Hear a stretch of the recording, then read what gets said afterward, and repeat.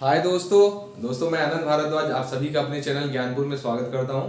दोस्तों हम लोगों ने सर्किल का जो पूरा टॉपिक था कंप्लीट कर लिया है। 8-10 क्वेश्चन भी हमने उस पर अच्छे क्वेश्चन किए हुए जो कि एरिया से रिलेटेड और पेरीमीटर से रिलेटेड थे। हम लोग स्टिक टू सिलेबस हैं और अच्छे से हर चीज़ें कंप्लीट कर रहे हैं।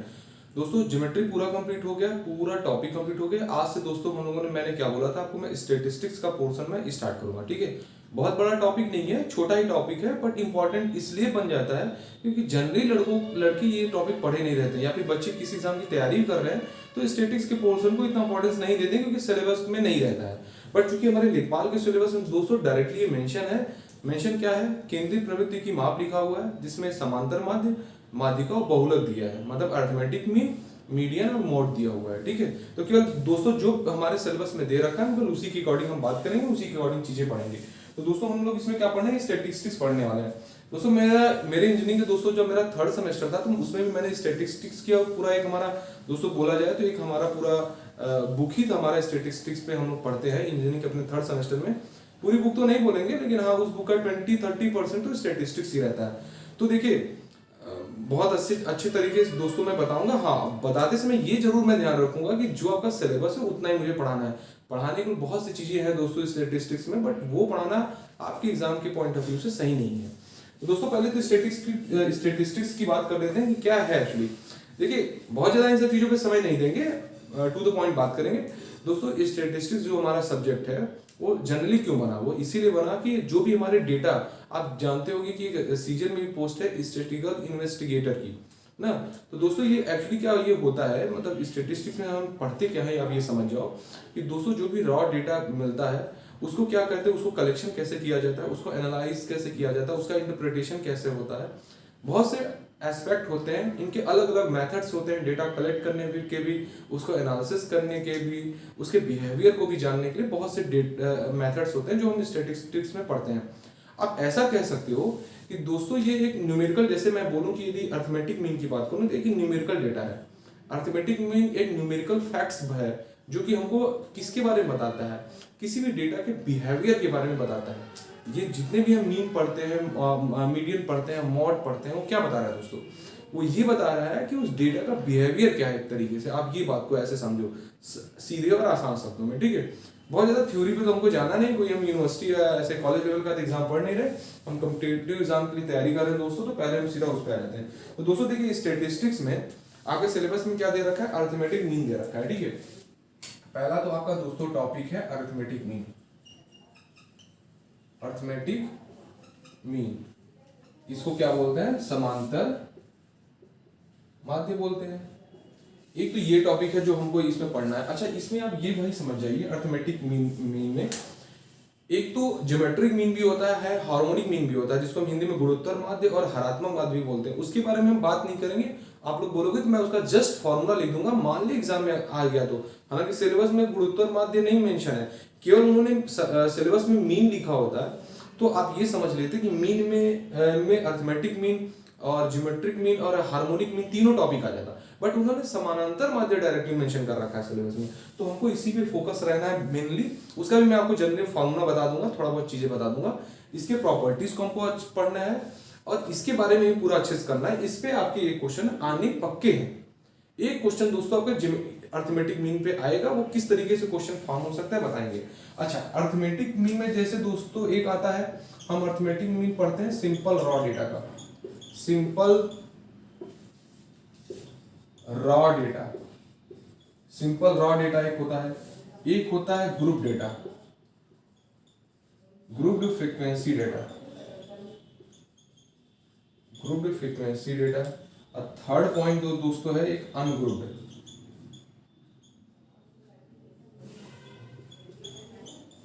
Ungrouped frequency data. ठीक है, ये है ना दोस्तों। इसमें हम मेनली जो पढ़ेंगे वो सिंपल रॉ डेटा और अनग्रुप्ड डेटा को पढ़ेंगे। इसको हम ग्रुप्ड फ्रीक्वेंसी डेटा को नहीं पढ़ेंगे। देखिए दोस्तों, इसलिए मैं इसको नहीं बता रहा हूं आपको, ये नहीं पढ़ेंगे।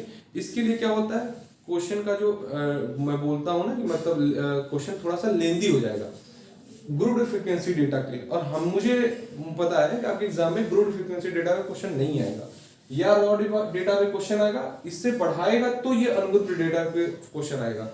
अनग्रुप्ड अच्छे क्वेश्चन बनाएगा तो अनग्रुप्ड में भी बना देगा, बट ग्रुप्ड डेटा नहीं आता। इसको मैंने बता दूं दोस्तों, हिंदी में जो इसको बोलते हैं ग्रुप्ड को, अनग्रुप्ड को, तो इसको बोलते हैं अवर्गीकृत बारंबारता सारणी, या डेटा या टेबल कह दो तो अवर्गीकृत बारंबारता। और ये ग्रुप्ड जो होता है ये क्या होता है, वर्गीकृत बारंबारता। इसमें क्या होता है, क्लास इंटरवल होता है, क्लास इंटरवल का दिया रहता है फ्रीक्वेंसी, और यहाँ पे नो इंटरवल, नो इंटरवल। अभी देखिए इन पॉइंट से जाइए मत, इन सब बातों में कुछ रखा नहीं है, बस चीजें मैं आऊंगा अभी आपको दोस्तों, मेन जो चीजें मैं वो आपको बताऊंगा। पहले मैं जस्ट आपको ऐसे क्लासिफिकेशन बता दिया कि इनका क्लासिफिकेशन क्या है, बस वो समझ जाओ, ठीक है दोस्तों। हम पहले किसकी बात कर रहे हैं, हम बात कर रहे हैं सिंपल रॉ डेटा की बात कर रहे हैं ना, सिंपल रॉ डेटा की बात कर रहे हैं। अब सिंपल रॉ डेटा में मैं बता दूं दोस्तों, अरिथमेटिक मीन निकालने के लिए क्या होता है, हम मीन पढ़ रहे हैं, अरिथमेटिक मीन पढ़ रहे हैं, सिंपल रॉ डेटा का पढ़ रहे हैं। अब दोस्तों देखिए अरिथमेटिक मीन क्या होता है, जनरली आप इसको ये कह सकते हो कि अरिथमेटिक मीन क्या होता है, एक तरीके का एवरेज होता है, एवरेज होता है यानी औसत होता है। किसका किसका होता है, जो भी ऑब्जर्वेशन होंगे, जो भी दोस्तों ऑब्जर्वेशंस हो गए उनका क्या होता है, एक तरीके से मीन क्या होता है, अरिथमेटिक मीन क्या होता है, उन ऑब्जर्वेशन का एक तरीके से एवरेज होता है। अब आप इसको ये सोचो कि दोस्तों मान लीजिए आप किसी स्कूल में जाते, आप मेरी बातों को आप समझना मैं किस तरीके से समझाना चाह रहा हूँ। अब मीन में क्या हो रहा है दोस्तों, आप किसी स्कूल में गए, ठीक है, वहां पे कई तरीके के बच्चे हैं, उनकी हाइट अलग अलग है, कोई 5 फीट का है, कोई 6 फीट का है, कोई 4 फीट का है, कोई 8 फीट का है, 7 फीट का है, कुछ भी आप मान लो। अब मैं बोलूं कि इन डेटा को आप किसी एक रूप में बोलिए, मैं बोलूं कि एक कॉमन डेटा इनका बताइए कि क्या होगा, तो आप कहोगे यार कॉमन डेटा कैसे होगा, एक बच्चा 4 फीट का है, एक 5 का है, एक 6 का है, एक 7 का है, एक 8 का है, मान लो ऐसे 4 5 6 7 8 5 बच्चे हैं और अलग अलग डेटा के हैं, अलग अलग उनकी हाइट है। अब मैं बोलूं कि इन सारे डेटा को एक कॉमन डेटा में आप कैसे इसको रिप्रेजेंट करोगे, तो दोस्तों वहां पे हम अरिथमेटिक मीन यूज करेंगे। मीन कैसे यूज करेंगे, वहां पे दोस्तों मीडियन भी यूज कर सकते हैं, मॉड भी हम यूज कर सकते हैं, बट क्या एस्पेक्ट होते हैं दोनों के अलग अलग, आप ये समझिए। यदि मैं बोलूं दोस्तों कि एक बच्चा 4 फीट का है, एक 5 का है, एक 6 का है, एक 7 का है और एक बच्चा 8 का है, कितने बच्चे हैं टोटल, 5 बच्चे हैं, इनकी अलग अलग ये हाइट है। मैं इस बोलूं कि इस क्लास का जो एवरेज हाइट है, मैं बोलूं कि एक बच्चा नॉर्मली कितने हाइट का है, तो आप ये कह सकते हो कि जो दोस्तों इनका एवरेज होता है वो क्या होता है, जितने भी टोटल मान दे रखे हैं, जो टोटल हाइट है दोस्तों बच्चों की, मान लीजिए इसको आप जोड़ोगे तो आएगा ये 30 आएगा, ठीक है। अब कितने बच्चे हैं, 5 बच्चे हैं, इन दोनों सबकी हाइट जोड़ ली, कितना आ गया 30, और बच्चे कितने हैं 5, 30/5, ये क्या कर दे, ये क्या आ गया 6 आ गया। ये 6 क्या है दोस्तों, ये इस पूरे जितने बच्चे उस क्लास में थे उनकी एवरेज हाइट है। यदि मैं बोलूं किसी क्लास में 6 बच्चे हैं, 5 बच्चे हैं और उनकी एवरेज हाइट 6 फीट है, तो आप समझ जाओगे कि हाँ अच्छा मतलब 6 फीट यदि इस क्लास की एवरेज हाइट है, यदि मैं 6 फीट और 5 बच्चे हैं, तो मैं ये बोल सकता हूँ कि अच्छा हाँ कुछ बच्चे होंगे जो 6 फीट से कम हाइट के हैं, कुछ बच्चे होंगे जो 6 फीट से ज्यादा हाइट के होंगे। आप ऐसे एक जनरल अनुमान लगा सकते हो, बस ये समझाने के लिए बोला हूँ, इसमें ज्यादा नहीं जाना है। और डायरेक्टली मैं फॉर्मूले की बात करता हूँ, कुछ हम इस पे क्वेश्चन करते हुए चलेंगे, क्योंकि ये टॉपिक दोस्तों फुल्ली हम लोग बोला जाता है क्वेश्चन पे बेस्ड है। क्या है जनरली, क्या है ये एक तरीके का एवरेज है, एवरेज है तो इसको अब हम इसको क्या लिख सकते हैं, अरिथमेटिक मीन को मैं EM लिख रहा हूँ, EM लिख रहा हूँ, ठीक है, इसको मैं यहाँ पे EM लिख सकता हूँ। हाँ अच्छा, अरिथमेटिक मीन क्या होता है दोस्तों, सम ऑफ ऑल ऑब्जर्वेशन, इसको आप हिंदी में क्या बोल सकते हो, प्रेक्षण,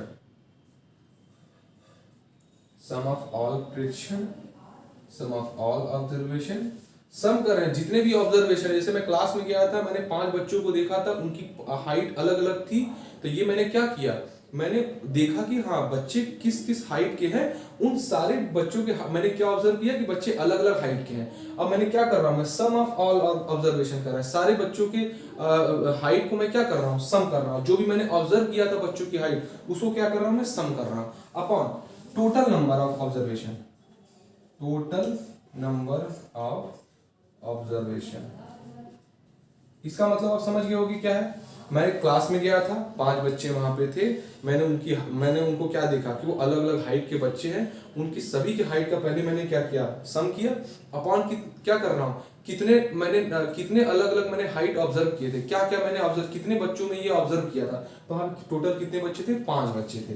तो यही तो मैंने किया था, सम ऑफ ऑल ऑब्जर्वेशन। पहले जो मैं आपको समझाया था क्या था, 30 आया था, और ऑब्जर्वेशन कितने थे, 5 थे, 5 बच्चों की हाइट दे रखी थी, तो 30/5। तो ये बात वही होगी, जस्ट ये फॉर्मूला है, ठीक है। अर्थमेटिक मीन क्या होता है, एवरेज होता है, ये मैंने आपको पहले ही बता दिया। आप थोड़ा बहुत कौन सेशन में एवरेज पढ़े होंगे, बस वही एप्लीकेशन है दोस्तों, कुछ नहीं है अर्थमेटिक में। कुछ प्रॉपर्टीज है वो भी मैं आपको बताऊंगा। दोस्तों देखिए ये क्या है, अर्थमेटिक मीन दे रखा है, ये आप जान गए, इसका फॉर्मूला जान गए। अभी इसमें कुछ चीजें और आएगी जो मैंने बोला है कि आपको अनग्रुप्ड डेटा का, अनग्रुप्ड कोई डेटा है तो उसका हम अर्थमेटिक मीन कैसे निकालते हैं उसके बारे में भी हम बात करेंगे, है। जैसे दोस्तों ये चीज दे रखी है। अब दोस्तों देखिए हम एक चीज और देख लेते हैं इस पे, अर्थमेटिक मीन के बारे में। इसमें दोस्तों देखिए एक चीज आता है ये आपका कि अर्थमेटिक मीन तो हमने देख लिया, एक आता है अनग्रुप्ड डेटा का। अनग्रुप्ड डेटा भी मैं बता देता हूँ, फिर हम लोग इस पे कंबाइन न्यूमेरिकल करेंगे। हाँ, अनग्रुप्ड डेटा का, तो अनग्रुप्ड डेटा को क्या बोलते हैं, अवर्गीकृत बारंबारता डेटा, आप ऐसे समझो, या अवर्गीकृत बारंबारता सारणी। तो यहाँ पे क्या होता है दोस्तों, अवर्गीकृत का मतलब क्या होता है कि जो भी डेटा है उसको वर्गीकृत नहीं किया गया, उसको क्या किया गया, वर्गीकृत नहीं किया गया है, ठीक है। अब उसमें क्या होगा, अच्छा मैं वो चीज आपको बता रहा हूं, अब उसमें क्या किया, वर्गीकृत नहीं किया गया, ठीक है। अब देखिए जैसे क्या होगा दोस्तों, अब मैं जैसे आपको अर्थमेटिक मीन पढ़ा रहा था, अभी मैं उसको इससे जोड़ रहा हूं, अभी मैं उसको इससे जोड़ूंगा। पहले आप ये चीज समझिएगा, अर्थमेटिक मीन जब मैं पढ़ा रहा था किसका, सिंपल डेटा का, तो मैंने क्या लिखा था, sum of all the observation upon total number of observation, मैंने यही बताया था ना। मैं बोलता हूं दोस्तों रॉ डेटा के लिए, मान लीजिए कोई रॉ डेटा है, सिंपल रॉ डेटा का, मैं अब उसको मैंने हिंदी में तो वो मैंने लिख ही रख दिया था एज ए डिस्क्रिप्टिव फॉर्म में, मैं आपको बता दे रहा हूँ। मान लीजिए मैं किसी क्लास में गया, वहां पे कितने स्टूडेंट है मुझे नहीं पता, मैं बोलूं n स्टूडेंट है, कितने हैं, n स्टूडेंट, n मतलब कि कोई नंबर ऑफ स्टूडेंट है मुझे नहीं पता है। मान लीजिए उनका ऑब्जर्वेशन किया मैं, x1 x2 x3 ऐसे ऐसे ऐसे ऐसे दोस्तों मैंने ऑब्जर्व किया xn। ये xn स्टूडेंट क्या है दोस्तों, स्टूडेंट कितने हैं, n है, उसमें मैंने कोई चीज उस बच्चे का ऑब्जर्व किया है। ये क्या होता है दोस्तों, ये क्या होता है, ये होता है टोटल, ये होता है टोटल, और ये जो होता है ऑब्जर्वेशन, आप समझ जाओ, ये क्या होता है दोस्तों, ऑब्जर्वेशन होता है, ये टोटल। अब मैं किसी क्लास में गया, मैंने देखा वहां पे n टोटल स्टूडेंट है, और उन टोटल n स्टूडेंट में दोस्तों मैंने क्या किया, x ऑब्जर्व किया। x ऑब्जर्व करने का मतलब क्या है, मान लीजिए वो x क्या है, यहाँ पे हाइट है, उन बच्चों का मैंने हाइट ऑब्जर्व किया, ठीक है। अब दोस्तों यदि मैं यहाँ भी बोलूँ कि अर्थमेटिक मीन क्या होगा, उन बच्चों के हाइट का, उन बच्चों के हाइट का अर्थमेटिक मीन क्या होगा। अर्थमेटिक मीन को दोस्तों हमेशा x बार से रिप्रेजेंट करते हैं। x वहां पे क्या है, ऑब्जर्वेशन है, मैं यहाँ पे आपको लिख दे रहा हूँ आपको समझने के लिए। मान लीजिए हाइट है, मैं यहाँ हाइट है, टोटल में क्या है, ये स्टूडेंट है। ये मैं आपको समझाने के लिए लिख रहा हूँ कि आप बात को समझिएगा कि मैं क्या बताना चाह रहा हूँ। बहुत ही दोस्तों अच्छे तरीके से डिटेल मैंने ये चीजों को पढ़ा हुआ है, तो मैं जो आपको फॉर्मूला भी लिख रहा हूँ ना, तो वो भी मैं बता रहा हूँ। देखिए फॉर्मूला क्या है, ये फॉर्मूला बता कैसे रहा है दोस्तों, ये क्या है, ये क्या है, पहले स्टूडेंट का ऑब्जर्वेशन है ये x, ये दूसरे स्टूडेंट का ऑब्जर्वेशन है, ये तीसरे स्टूडेंट का ऑब्जर्वेशन है, ये nth स्टूडेंट का ऑब्जर्वेशन है। कहने का मतलब है उस क्लास में टोटल स्टूडेंट कितने हुए, तब n हुए, और उनका ऑब्जर्वेशन क्या है। मान लीजिए उन क्लास में उस बच्चों का मैं हाइट ऑब्जर्व कर रहा हूं, तो ये x1 की हाइट होगी, ये x2 की, ये x3 की हाइट होगी, ये xn की हाइट होगी।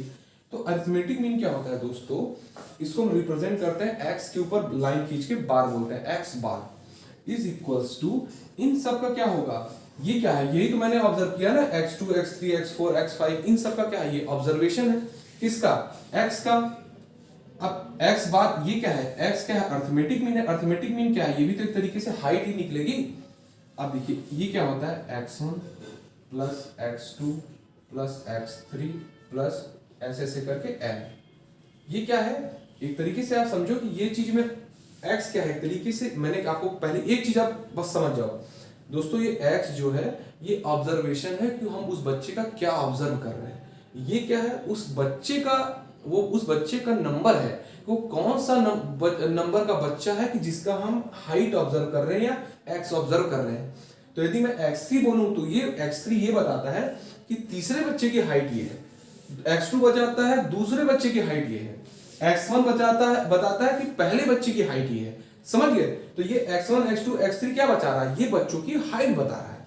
ठीक है, ये जो है ये क्या है, ये टोटल पूरे की बात करें, ये टोटल पूरा क्या है, ये nth जो बच्चा है उसकी हाइट है। अच्छा, हम ऑब्जर्व तो यही कर रहे हैं ना, उनकी हाइट ऑब्जर्व कर रहे हैं। मैंने फॉर्मूले में क्या बताया था कि जो भी ऑब्जर्वेशन है उनका सम, तो ये सारे ऑब्जर्वेशन का सम हो गया कि नहीं, हो गया सम। अच्छा, अब नीचे मैंने क्या बोला था, total number of observation. Total number of observation क्या है, मान लीजिए उस क्लास में n स्टूडेंट है, टोटल n स्टूडेंट है, तो यहाँ पे क्या है, टोटल ऑब्जर्वेशन क्या होगा, यहाँ पे n आ जाएगा कि नहीं, यहाँ टोटल ऑब्जर्वेशन ये आ जाएगा, यहाँ सम ऑफ ऑब्जर्वेशन था, यहाँ टोटल नंबर ऑफ ऑब्जर्वेशन था। ठीक है, अब यहाँ पे दोस्तों जो xi निकलेगा वो इक्वल्स टू क्या आएगा, xi जो आएगा ऐसे आएगा, i इक्वल्स टू 1 से लेके n, यहाँ पे xi अपॉन, आप समझ गए होंगे। अब इस चीज को ये बच्चे, कुछ जो बच्चे मैथ्स बैकग्राउंड के नहीं होंगे वो ये चीजें नहीं समझ पा रहे होंगे कि ये सर ने ऐसे ऐसे क्या लिख दिया।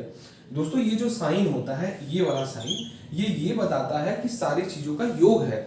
अब आप समझो, यहाँ पे i का जो मान है 1 से लेके n तक है, इसका मतलब होता है, i का मतलब क्या होता है कि i बराबर 1 मैंने लिखा है, और यहाँ आप देख रहोगे x के नीचे यहाँ i लिखा है। इसका मतलब ये है दोस्तों कि जो i का मान है ये 1 से लेके n तक बदलेगा। मतलब i का जो दोस्तों मान है ना, आप इसको ऐसे समझो, ये जो i का मान है ये 1 से लेके, आप समझो कि i का जो दोस्तों मान है 1 से लेके कहाँ तक है, n तक है, ये n तक है, i का मान 1 से लेके n तक है। अच्छा, इसी चीज को मैं देखिए आपको मैं ऐसे लिख दूं कि मान लीजिए i बराबर 1 है, तो यहाँ पे क्या आएगा, x1 होगा। ये समेशन जो है, ये जो फॉर्म है इसको बोलते हैं दोस्तों समेशन बोलते हैं। समेशन मतलब जितनी भी चीजें उस प्रोडक्ट उस फंक्शन के अंदर आई उन सबका हम सम कर देंगे। i बराबर 1 लिखेंगे तो यहाँ क्या आएगा, x1 आएगा। अच्छा, i बराबर 2 रख दें यहाँ पे तो क्या आएगा, ये x2 आएगा। अच्छा, i बराबर 1 से लेके n तक वैरी कर रहे हैं ना दोस्तों, तो ये i क्या होगा, i की वैल्यू एक बार 3 भी तो रख सकते हैं, तो 3 लिख दिए नहीं। अच्छा, समेशन का मतलब क्या है, सबको ऐड कर रहा है, तो ये ऐड कर रहा है, ऐसे कर रहा है कि नहीं, कर रहा है नहीं। अच्छा, i बराबर 1 से लेके n तक है ना i का मान, तो i की जगह n भी तो रख सकते हैं। तो मान लीजिए मैंने धन प्लस x की पावर n अपॉन n। अच्छा दोस्तों, देख रहे होंगे आप, ये चीज और ये चीज सेम है कि नहीं है, ये चीज और ये चीज सेम है कि नहीं, आपको देख रही होगी ये चीज सेम है, तो मैंने इसीलिए मैंने इस चीज को ऐसे लिखा था। ठीक है, ये बच्चे कुछ यदि नहीं समझ पा रहे हैं, आपको जितना समझाया है, कुछ चीजें देखी हो क्या होती है, धीरे धीरे आती हैं। और अभी हम लेखपाल की मुख्य परीक्षा के लिए तैयारी करें, बहुत ज्यादा इन मैथमेटिकल फंक्शन के पीछे आप ना पड़िए। जो मैंने दोस्तों आपको बताया है कि sum of all observation upon total number of observation, उस फॉर्मूले को आप याद रखिए और डायरेक्ट अप्लाई करिए। यही करना है आपको, ज्यादा दिमाग नहीं लगाना है। बाकी ये जो आया है यहाँ से, ये चीज जो जैसे आया है वो मैंने आपको समझा दिया, तो ये अभी आप फॉर्मूला भी याद रखिए। एक तो दोस्तों देखिए मैंने ये चीज आपको बता दिया ना। अच्छा, एक चीज देखिए आपको और ये इसमें जानने की जरूरत है, बता दूं मैं आपको। ये तो था, इसको आप नोट कर लीजिएगा। ये तो देखिए दोस्तों क्या था, ये रॉ डेटा का क्या था, ये एक कोई यदि रॉ डेटा है तो दोस्तों रॉ डेटा में हम कैसे निकालते हैं उसके बारे में है। अच्छा दोस्तों, यदि रॉ डेटा के बारे में है तो आप जान रहे होंगे कि अब इसमें क्या आता है, एक अनग्रुप्ड डेटा भी तो आता है कि कुछ अनग्रुप्ड डेटा होते हैं, अनग्रुप्ड डेटा का कैसे निकालते हैं उसके बारे में भी हम बात करेंगे अभी। पहले आप इसको नोट कर लीजिएगा। हाँ,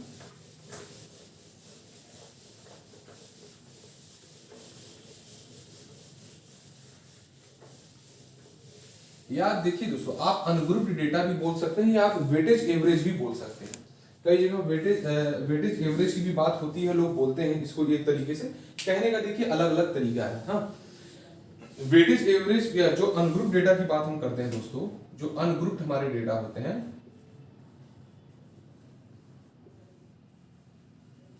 अनग्रुप्ड डेटा में क्या होता है दोस्तों देखिए, और या आप इसको बोल सकते हैं वेटेज डेटा।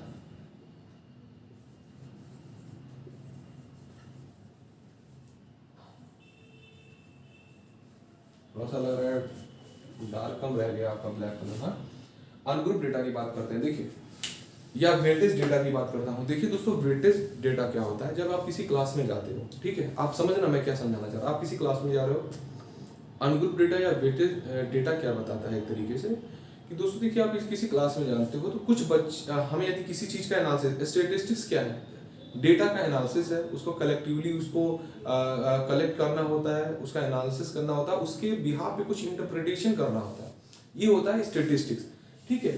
तो वेटेज डेटा क्या होता है, जैसे दोस्तों किसी एग्जाम में क्या होता है, आप ऐसे समझो कि मैथ्स की ज़्यादा प्रायोरिटी दी जाती है, वो बोलेंगे मैथ्स ज़्यादा प्रायोरिटी का हम वेटेज देंगे।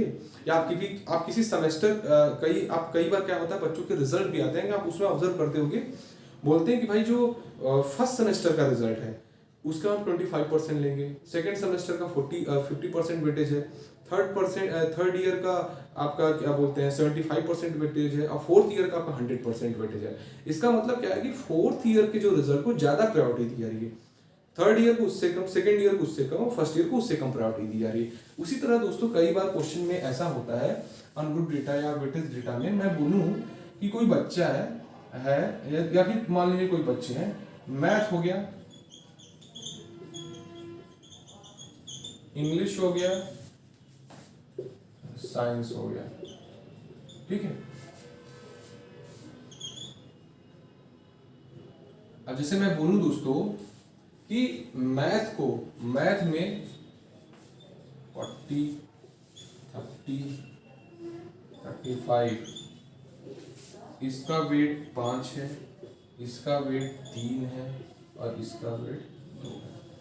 इसका मतलब है दोस्तों कि मान लीजिए कोई एग्जाम है, बंदा यदि कोई मैथ्स में 50 मार्क्स, इंग्लिश में 30 मार्क्स और साइंस में 35 मार्क्स पाया है कोई लड़का, ठीक है, बट एग्जाम में बोल रहे हैं कि जो हमारा वेटेज है हम मैथ्स को ज्यादा वेटेज दे रहे हैं, मैथ्स को हम क्या कर रहे हैं, ज्यादा वेटेज दे रहे हैं, इंग्लिश को हम क्या कर रहे हैं 3 वेटेज दे रहे हैं, साइंस को 2 वेटेज दे रहे हैं। इसका मतलब दोस्तों जब ऐसे डेटा कोई दे रखा रहेगा, ये ऐसे डेटा दे रखा रहेगा, इसका मतलब क्या होता है कि एक तरीके से मैथ्स को हम प्रायोरिटी, मान लीजिए आप 5 को ज्यादा प्रायोरिटी बोल रहे हो, तो क्या है, मैथ को 5 टाइम्स प्रायोरिटी दे रहे हैं, इंग्लिश को 3 टाइम्स प्रायोरिटी दे रहे हैं, और साइंस को 2 टाइम्स प्रायोरिटी दे रहे हैं, ठीक है।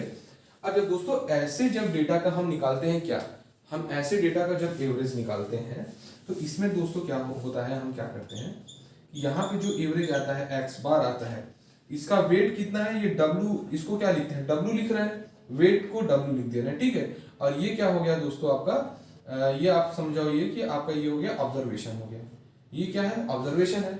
ये ऑब्जर्वेशन क्या है कि बच्चा मैथ्स में 40 मार्क्स पाया है, ये हमने ऑब्जर्व किया है, और उसका वेट हम 5 दे रहे हैं तो इसको हमने 5 लिख दिया है। अच्छा, जब यहाँ पे दोस्तों हम वेट निकालते हैं, इसका निकालते हैं, तो इसमें क्या आता है, इन दोनों का जो मल्टीप्लीकेशन होता है, यानी कि ये मान लीजिए x है ना, तो ये x1 w1 plus x2 w2 plus x3 w3 upon इसका पूरा सम w1 plus w2 plus w3, ये होता है वेटेज एवरेज। दोस्तों ये वेटेज एवरेज होता है। अभी आप देखिए, चीजों में कंफ्यूज मत होइएगा, जब मैं क्वेश्चंस कराऊंगा ना तो ये सारी बातें आपको बहुत अच्छे से समझ में आएगी। अभी चीजों को थोड़ा सा मुझे कॉम्प्लिकेट भी करना है, कॉम्प्लिकेट इसलिए भी करना है कि सारी चीजें एक बार आप थोड़ा जाने रहो आप, ठीक है। अभी मैं जब न्यूमेरिकल कराऊंगा तो ये सारी बातें दोस्तों आपको क्लियर होने लगेंगी। तो ये हो गया। अच्छा, ये क्या होता है, मान लीजिए n स्टूडेंट है, तो हम इसको यहाँ पे क्या आएगा दोस्तों, n स्टूडेंट है तो xn wn आएगा कि नहीं आएगा ना, और यहाँ पे ऐसे करके w1, ये आएगा कि नहीं, ये आएगा आपका, ये आएगा वेटेज एवरेज यदि हम बात करेंगे तो, ठीक है। आज दोस्तों हम ये इतना ही करते हैं। अगली बार दोस्तों जब मैं आपको ये जो क्या था, आप ये कह सकते हो वेटेज डेटा या अनग्रुप डेटा, इसको मैं फ्रीक्वेंसी के फॉर्म में भी आपको लिख के भी बताऊंगा। अगली क्लास में हम आएंगे, इस पे बनाऊंगा मैं दोस्तों, में आप ये कंप्लीट करेंगे, यहीं से कंटिन्यू हम करेंगे, ठीक है। तो दोस्तों आज के लिए इतना ही काफी है। दोस्तों मेरा वीडियो लेक्चर आपको पसंद आ रहा है और भी अपने दोस्तों को शेयर करिए। ये हमारा आज स्टेटिस्टिक्स का पहला लेक्चर था। कल से फिर हम नई तरीके से चीजों को पढ़ेंगे, ठीक है दोस्तों। तो आज के लिए इतना ही काफी है। Thank you very much.